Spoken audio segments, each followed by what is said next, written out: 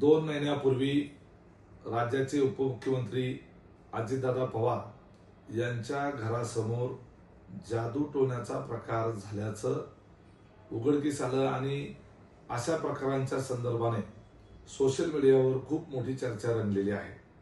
खरं तर पवार कुटुंबाचा माझा अशा पद्धतीच्या जादूटोण्यावर अजिबात विश्वास नाही।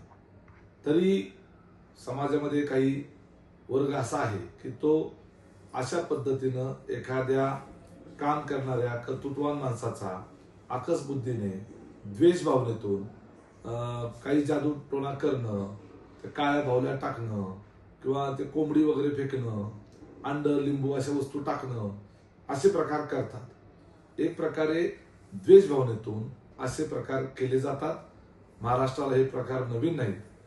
पवार कुटुंबाने कधीही अशा अंधश्रद्धेला खतपाणी घातलेलं नाही। तुम्ही आणि कुणीही घालू नये।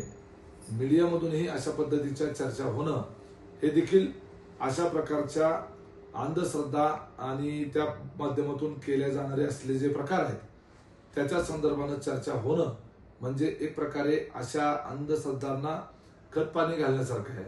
आणि ज्या पद्धतीनं अजितदादांचा विमान अपघातामध्ये दुर्दैवी निधन झालं त्या पार्श्वभूमीवर या प्रकारामुळे काही हे घडलं का असं सुद्धा काही लोकांना वाटू शकतं। हा निव्वळ ऍक्सिडेंट असू शकतो।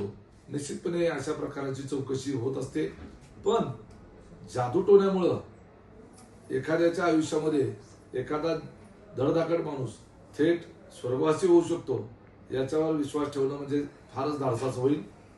आपण विज्ञान युगामध्ये, तंत्रज्ञान युगामध्ये, AI म्हणजेच आर्टिफिशियल इंटेलिजन्सच्या युगामध्ये आहोत आणि आपण अंतराळात पोहोचलो आहोत। अशा पातळीवर अशा अंधश्रद्धांच्यावर विश्वास ठेवणं म्हणजे मूर्खपणा ठरेल।